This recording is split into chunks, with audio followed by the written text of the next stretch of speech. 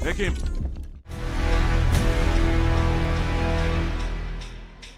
Oh, God, please, I'm begging you. God, please, I'm begging you. In the name of Jesus.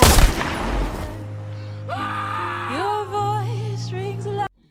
The movie Black Book, as directed by Editi Effiong, follows the story of Paul Edima, Mofe Damijo, a deacon and a former gang member who seeks justice for his son who was framed and killed by a corrupt police gang. The movie deals with issues as police brutality, corruption, and the abuse of power. Hi there, welcome to my channel, Movie Chat with Tiana. Please do well to sit back, grab your hot popcorn as I commence the plot of this movie. Remember, this recap is not meant to replace the original movie, either should it stop you from seeing the movie in its full originality. Fall back to Netflix to see the movie in full. The movie begins in a bridge where there seemed to be a heavy traffic jam as many were stuck. A man named Dotun Greg with his baby, nanny and driver waiting for the traffic to stop. Suddenly, there was a heavy shooting, screaming and people running helter-skelter. The attackers were well armed, and then the pot fell on Dotun Greg's vehicle and their leader, Angel, almost put on the fire to burn the vehicle when the man gently surrendered and the nanny tried to run away with the baby but was killed too. They took the man away and carried his baby. The police came to the venue but were outnumbered by the robbers. However, they arrested a member of the gang who was later bailed out from jail.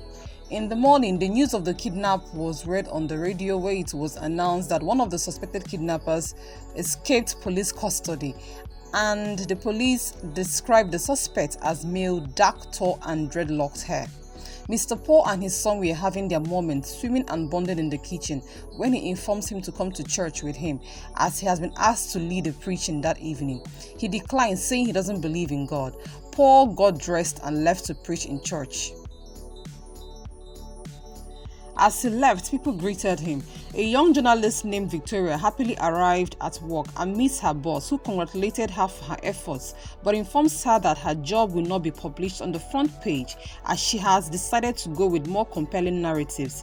Angry Victoria asked her why, but she says she is protecting her from danger. Mrs. Stella Gregg received a call from Angel, who tells her to make up her mind on whom she wants to be alive, her baby or her husband. She begged him to spare their lives as she has 11.2 million naira for them, but Angel says money is not his problem. He tells her to make up her mind and got really upset. But in all, he shot the baby. Mrs. Gregg cried bitterly. He tells her that if she must see her husband again, she has to do all he wants her to do, and he asked her to resign from her job, which she did.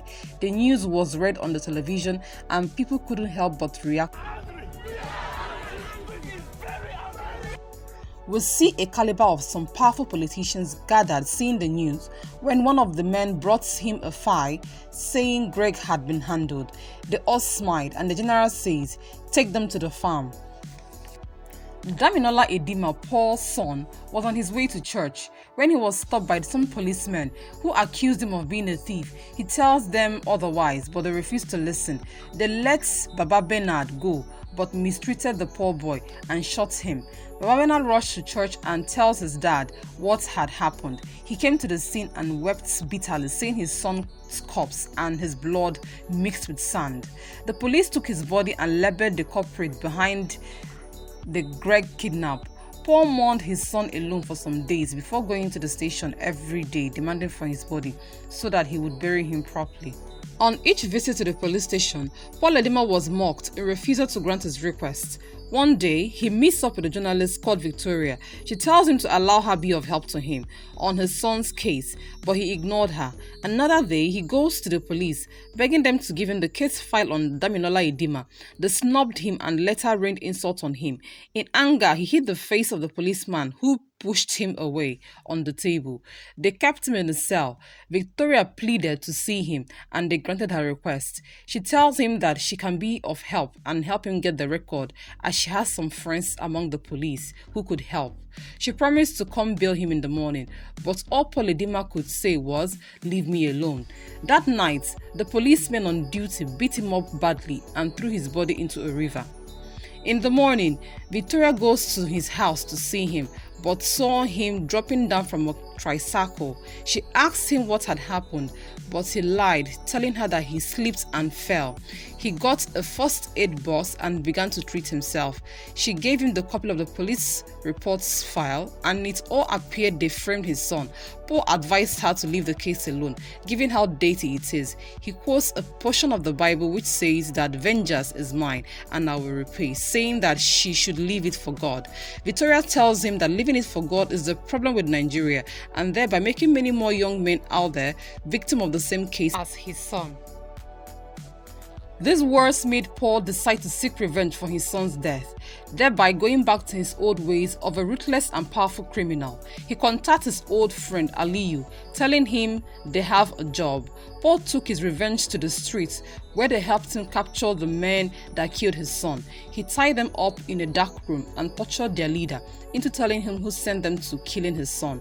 Victoria comes to Edima's house after knocking for a long period of time. She enters into his home and began to look around his stains. On hearing his footsteps, she hid in his son's room but stole his flash drive containing a confession video of the killers.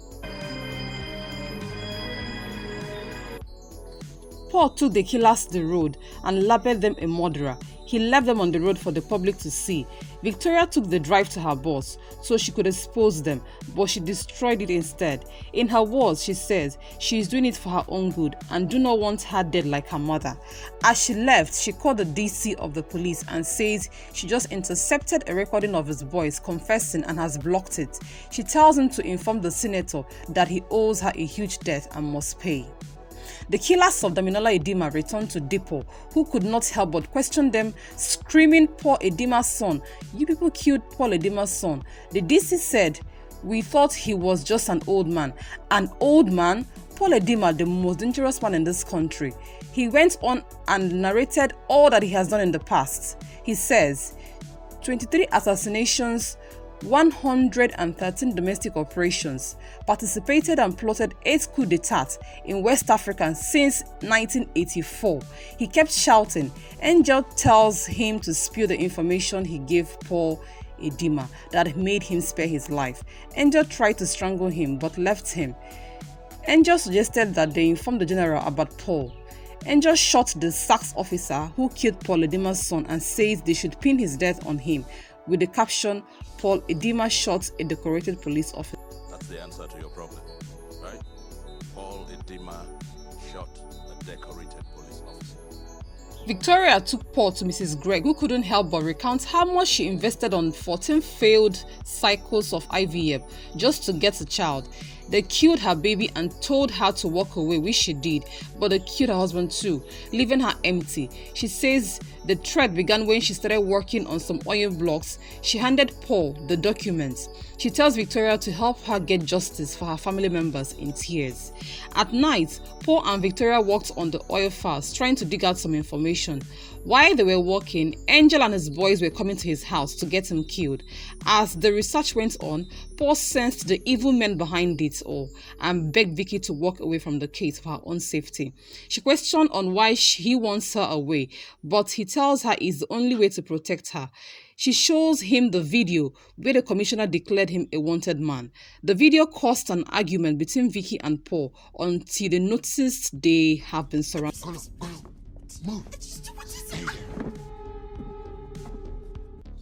Paul keeps Vicky in hiding and takes out the killer one after the other in the dark. Then he was left with Angel. Angel hears Victoria's voice and opens the door where she was hiding. Paul ordered him to drop the gun and sit down, which he did. He asked Angel to tell him who sent him to kill him. Then he knew it.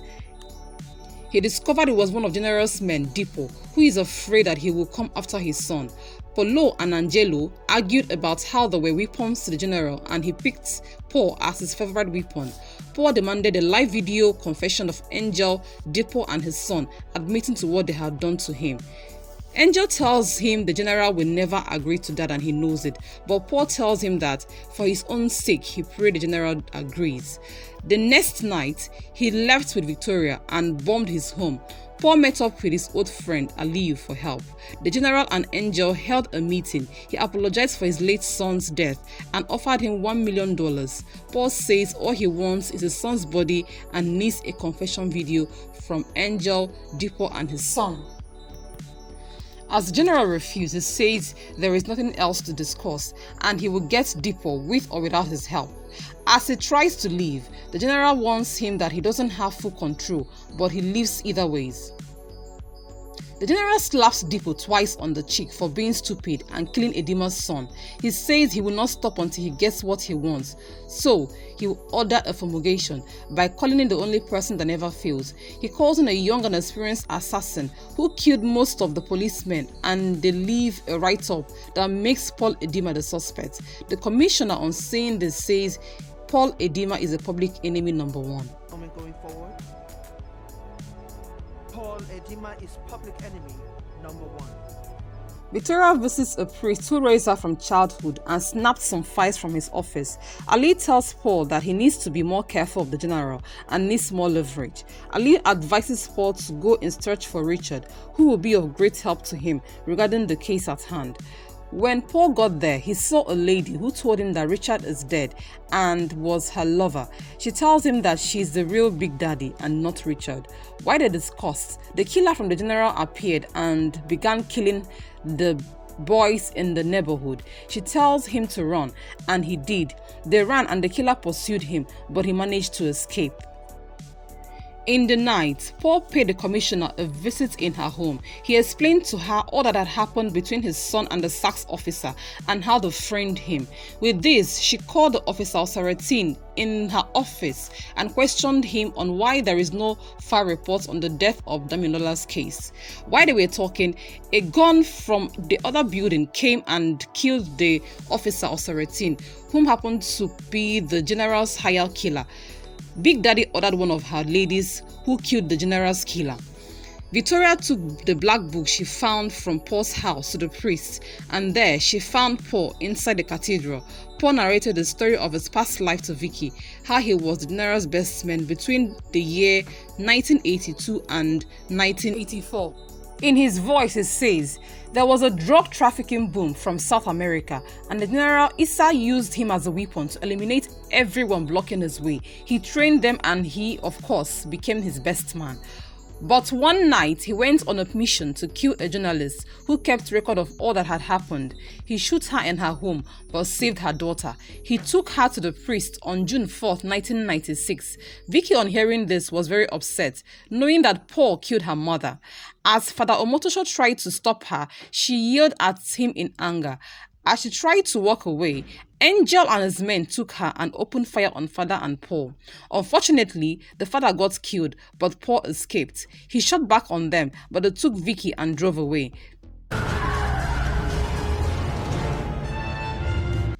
Paul's phone rang and it was General. He called him to come meet him in Kaduna within 24 hours, or else Victoria would die.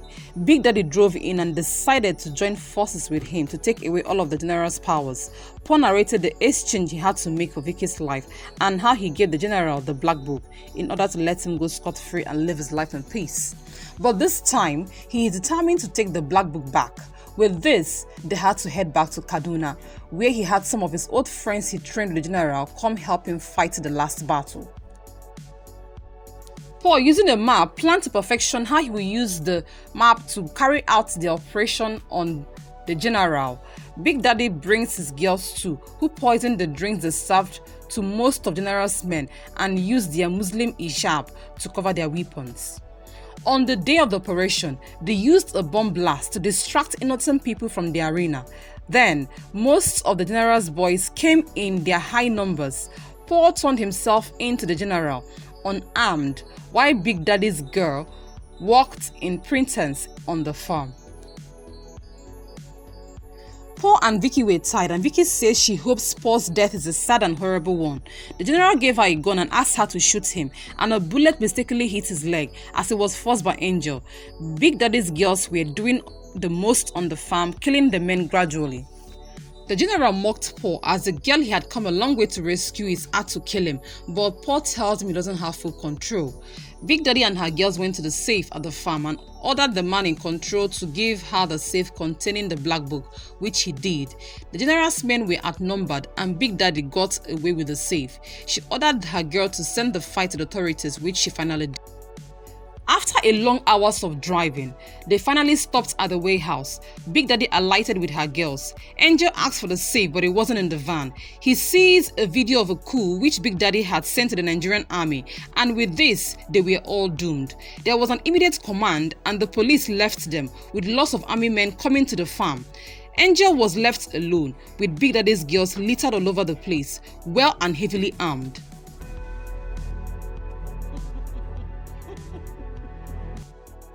Big Daddy commanded him to put his gun down, which he did, and her girls jubilated. As they were celebrating, the safe quietly passed through the lake. Paul gave the General Issa a gun to end his life and save himself the shame, but he turns the gun on Paul's head instead, not knowing the gun is without a bullet. Paul tells him that he never knew him to be a coward. Then he left. Paul dropped some messages for Vicky on where she would find the black book and ensured to use it the right way as he couldn't long time ago. With these instructions, Vicky used the black book to bring the General Issa and Depot to justice, and Angel too was arrested. Paul was able to recover his son's corpse and bury him the right way, thereby bringing his body back home and making him rest in peace. With all being said, justice prevailed and everything became normal. I hereby come to the end of this wonderful movie recap. Thank you so much for watching. Thank you so much for listening to me. Please do well to like, subscribe, and leave your comments about this thriller movie in the comment section.